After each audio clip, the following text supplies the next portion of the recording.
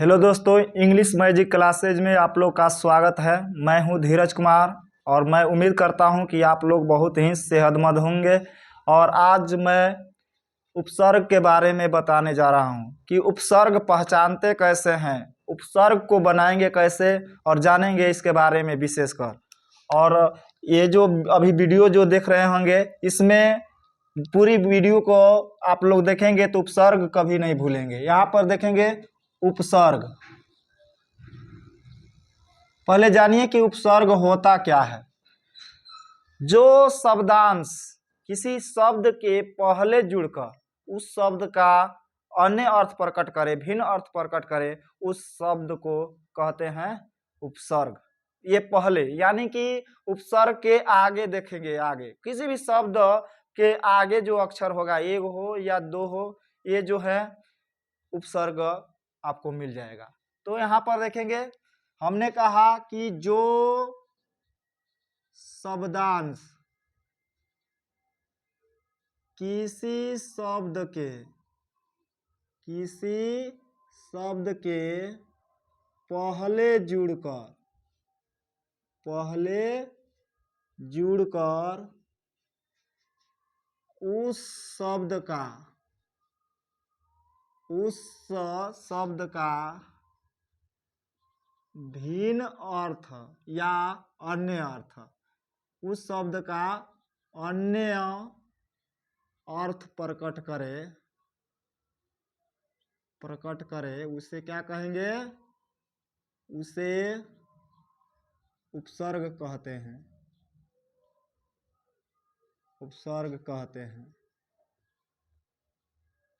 यहाँ पे देखिए, जो शब्दांश किसी शब्द के पहले जुड़कर उस शब्द का अन्य अर्थ प्रकट करे, उसे कहेंगे उपसर्ग। अब देखिए, आप लोग कैसे जानेंगे कि ये उपसर्ग ऐसे बनता है, या इस तरह से हम लोग पहचानेंगे कि ये उपसर्ग है। यहाँ पर कुछ एग्जाम्पल मैं ले रहा हूँ। हालांकि आप विशेष बात ये भी बता दें कि उपसर्ग जो है हिंदी के भी होते हैं और संस्कृत के भी होते हैं, अंग्रेजी के भी होते हैं, उर्दू फारसी के भी उपसर्ग होते हैं। और एक एक करके हम जानेंगे। जैसे मान लेते हैं कि यहाँ पे प्रताप, ये जो है शब्द देख रहे हैं आप लोग। अब इसको पहचानने के या बनाने का नियम ये है कि पीछे से हम लोग इस जो है शब्द है, इस शब्द को पीछे से एक शब्द यानी कि दो शब्द इसमें निकाल देना है, पीछे से एक शब्द बना देना है पीछे से। और उस शब्द को बनाने के बाद जो बच जाएगा अक्षर या जो वर्ण बच जाएगा, वो हमारा कहलाएगा उपसर्ग। जैसे यहाँ पर देखेंगे, इधर से पीछे से आ रहे हैं और एक शब्द, सटीक शब्द जिसका अर्थ भी निकलेगा, उस वैसे ढूंढना है। तो यहाँ पर ताप, और ताप जो है शब्द बना दिए, और जो छूट जाएगा वही हमारा उपसर्ग होगा, आंसर होगा। तो ताप एक सटीक जो है आपको शब्द बना दिए हैं, और क्या छूट गया इसमें? प्र छूट गया, तो प्र हमारा उपसर्ग है। प्र हमारा उपसर्ग है। और देखिए, कह देंगे, मान लेते हैं अधिनायक। अधिनायक, फिर से समझो मेरे बात को। ये अधिनायक जो है, ये इसमें मान लेना दो शब्द है, तो पीछे से एक शब्द बना देना है, वहां तक जाना है जहां तक कि उस शब्द का सटीक अर्थ निकल जाए और उसका मतलब ही निकले। तो यहाँ पर देखेंगे, यहाँ से आते हैं यहाँ तक, नायक, नायक मन हीरो, ये शब्द बन गया कि नहीं? ये शब्द बन गया नायक। अब ये इससे आगे कौन कौन अक्षर छूटा है? देखिए तो अ और धी, अधी दो अक्षर छूट गया है, तो यहाँ पर अ और धी जो छूट गया वही हमारा उपसर्ग होगा। तो देखिए, अधि जो है उपसर्ग है, उपसर्ग है। और देखिए, मान लेते हैं यहाँ पर लिख देते हैं उपवन। उपवन, तो मुझे उम्मीद है कि आप लोग इससे बना लेंगे। देखिए कैसे कहेंगे कि सर कैसे बनेगा। तो यहाँ पे पीछे से हम लोग एक शब्द बना लेंगे, सटीक शब्द होना चाहिए, जिसका अर्थ भी होना चाहिए। तो देखिए यहाँ पर वन, वन मतलब जंगल, और बच क्या गया? जितना बचेगा वह हमारा आंसर होगा, अर्थात उपसर्ग होगा। देखिए यहाँ पे तो उप बच गया, तो उप हमारा उपसर्ग है। देख लिए, आगे वाला ही ढूंढना है, पीछे से जितना शब्द बनेगा, जितना छूट जाएगा वो हमारा आंसर होगा। जैसे और भी देखिए, मान लेते हैं, कह देंगे कि विनाश। विनाश, देखिए इसमें क्या बनाइएगा, तो यहाँ पर इधर से आएंगे, उस वक्त से भी मैं बताते आ रहा हूँ कि पीछे से एक शब्द बना देना है। तो नाश, नाश माने अर्थात नष्ट करना, तो ये हमारा छूट गया क्या, वी, तो यहाँ पर वी जो है अर्थात बी, ये हमारा उपसर्ग है। ऐसे ऐसे आप लोग का जैसे और भी लेते हैं। आज मैं ये जो उपसर्ग का खेला खत्म ही कर दूंगा। मान लेते हैं कह देंगे अनदेखा, अनदेखा, देख लीजिए। तो यहाँ पर आप लोग तो मुझे उम्मीद है कि इसे पूर्ण रूप से जानते होंगे। देखिए कैसे, तो इधर से एक शब्द बना लेंगे देखा, देखा एक शब्द बन गया और क्या छूट गया, अन, ये अन हमारा उपसर्ग हो गया, उपसर्ग। ये बताइए बेकाम या बेचारा, एक ही जैसा है जो है शब्द लिए हैं, ये दोनों को बताइए क्या होगा। तो कहते होंगे कि इसमें तो सर कि यहाँ पर तो काम आ जा रहा है और छूट जा रहा है बे, तो यहाँ पर क्या होगा, तो बे, तो बे क्या है हमारा, उपसर्ग है, उपसर्ग है। इसमें भी देखिए कहते हैं किसी को भी व्यक्ति को, किसी भी व्यक्ति को कहते हैं कि बेचारा, कहने के लिए कह देते हैं लेकिन उसका अर्थ नहीं जानते हैं। देखिए यहाँ पर चारा एक शब्द बन जा रहा है और छूट जा रहा है बे, तो बे क्या है, ये उपसर्ग है।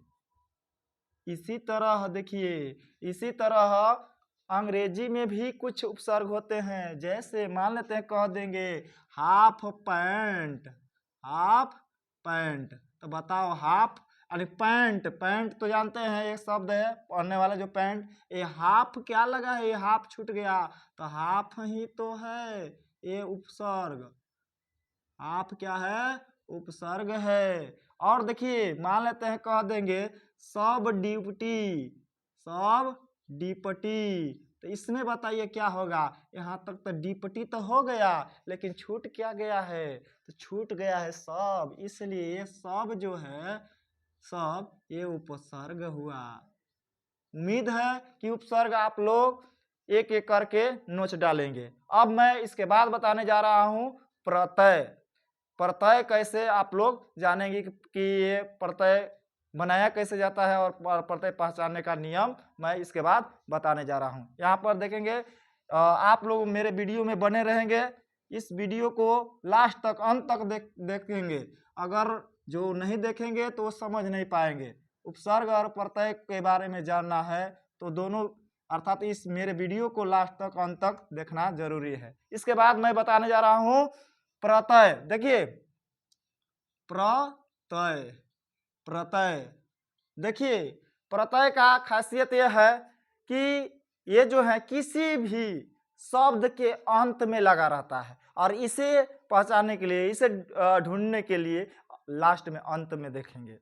उपसर्ग में पहले देख रहे थे, पहले वाला जो वो हमारा वर्ण रहे या शब्द रहे वो हमारा आंसर होता था। अब हम इसके पीछे देखेंगे, पीछे यानी कि अंतिम वाला जो बनेगा, अंतिम वाला एक अक्षर हो या दो अक्षर हो, ऐसे ऐसे या तीन अक्षर जो बच जा रहा हो, लेकिन जो भी बचेगा अंतिम में वो हमारा उत्तर होगा। तो देखेंगे यहाँ पर पहले इसका डिफिनेशन लिखते हैं, देखते हैं कि जो शब्दांश, जो शब्दांश किसी शब्द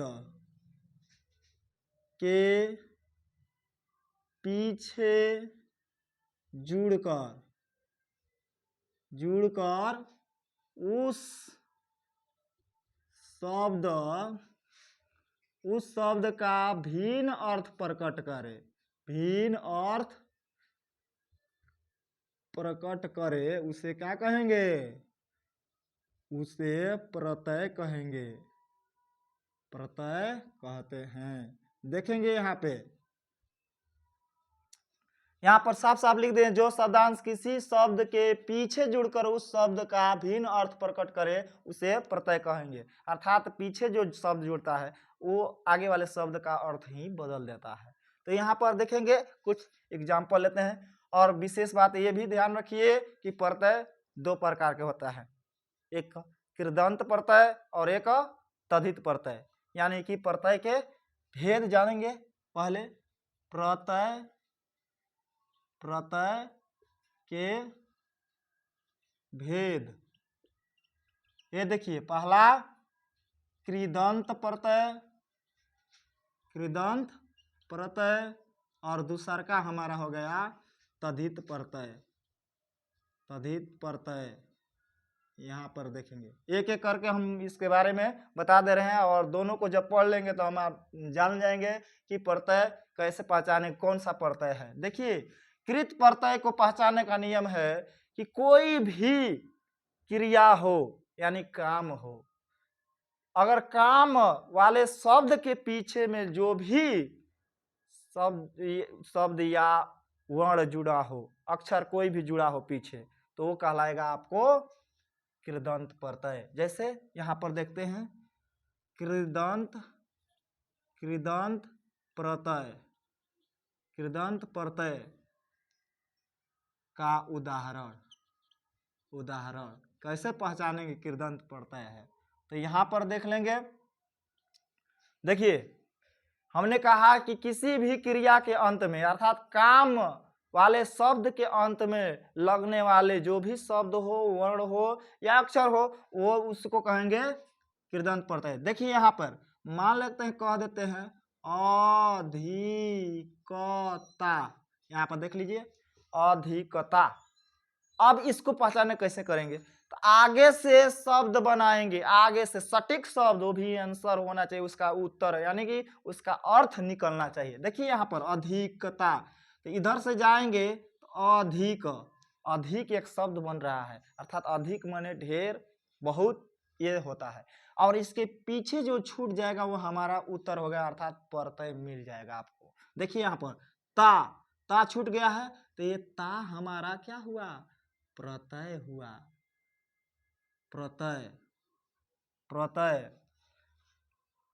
ये तो हम बता रहे थे, लेकिन ये जो है, हम जो है कृदंत प्रत्यय का एग्जाम्पल नहीं लिए हैं, ये लिए थे तद्धित प्रत्यय का। जैसे कि अब मैं लेता हूं कृदंत प्रत्यय का, जैसे खेल, ये काम है, खेल क्या है, काम है, लेकिन इसी में अगर ना जोड़ दे एक ही में, तो खेलना हो गया, खेलना। तो इसमें बताओ, तो हमने अभी कहा कि आगे से सेंटेंस को, और आगे से सेंटेंस नहीं, आगे से शब्द को बनाएंगे, एक सटीक शब्द होना चाहिए, जो छूट जाएगा वो हमारा आंसर होगा। तो यहाँ पर देखिए, खेल, खेल जो है एक शब्द बन जा रहा है, और बच क्या जा रहा है, ना, तो ना क्या है, ये हमारा प्रत्यय है। कौन प्रत्यय, तो कृदंत प्रत्यय, क्योंकि क्रिया के अंत में लगा है, क्रिया के अंत में लगने वाले प्रत्यय को कहेंगे कृदंत प्रत्यय। और देखिए, मान लेते हैं, कह देंगे टिकाऊ, टिकाऊ, यहाँ पर देख लीजिए टिकाऊ, तो टिकना, टिकना यानी कि टिकना भी एक क्या है, एक वर्ब है, क्रिया है। तो इसका जो है, देखिए यहाँ पर, तो ये जो है शब्द लेंगे इधर से, टिक, क्या, टिक, और इधर छूट गया क्या, पाई, पाई को कहते हैं आ इधर ऊ है तो ऊ, कौन प्रत्यय, आऊ प्रत्यय, टिकाऊ। और देखिए, मान लेते हैं, कह देंगे कि लिखना, लिखना, तो ये बताओ कौन सा प्रत्यय हुआ, तो लिखना जो है, यहाँ शब्द बनाएंगे, पहले जो है एक शब्द सटीक होना चाहिए, तो लिख शब्द बन जा रहा है, और क्या बजे है, ना, तो ये हमारा ना क्या है, ये हमारा प्रत्यय है।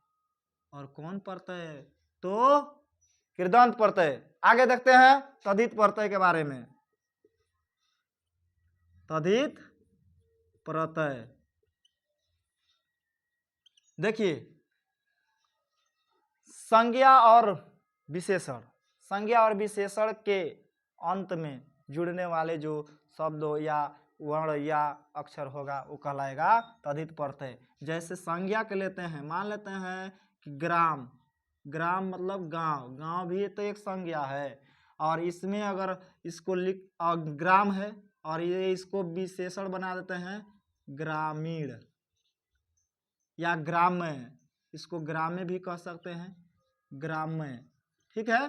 तो बताइए, अगर ये ग्राम संज्ञा है, ये क्या है, ग्रामीण लगे तो विशेषण है। तो मान लेते हैं विशेषण में अगर खोज रहे हैं, देखिए तो ये बताओ, एक ग्राम, इधर शब्द एक बना लेना है बढ़िया शब्द जिसका अर्थ निकल जाए, जो छूट जाएगा वो हमारा आंसर होगा, अर्थात प्रत्यय होगा। तो ग्राम, ग्राम मतलब गांव, और क्या छूट गया, तो देखिए क्या छूट गया, ये जो देख रहे हैं दीर्घई, क्या छूट गया, दीर्घई, दीर्घई, और कौन छूट गया, अड़, तो ये हो गया अड़, ईड़, अर्थात ईड़ प्रत्यय हो गया, ईड़ प्रत्यय हो गया। और देखिए मान लेते हैं कि यहाँ पर लिख देते हैं आवास, आवासीय लिख देते हैं, आवासीय, तो बताइए क्या होगा। तो यहाँ पर हमने अभी बताया पहचानने का नियम कि पहले एक बढ़िया सटीक आंसर वाला, अर्थ निकलने वाला शब्द ढूंढेंगे। तो आवास, आवास मतलब घर, और बच क्या गया, यहाँ पर क्या है, हर्षई, और एक बाद में य प्रत्यय, य प्रत्यय। यहाँ पर एक और देखते हैं, कह देंगे लघुत्व, लघु, लघु माने छोटा। यहाँ पर देखिए तो इधर शब्द बनाएंगे लघु, लघु मतलब छोटा, और क्या छूट गया, आधा त छूट गया है, इधर वह छूट गया है, तो वह प्रत्यय यहाँ पर। मुझे उम्मीद है कि आप लोग इसे समझे होंगे और जाने होंगे, और आप लोग मेरे इसी तरह से जानने के लिए व्याकरण, हिंदी व्याकरण जानने के लिए मेरे वीडियो को देखते रहेंगे और मेरे चैनल को सब्सक्राइब करेंगे।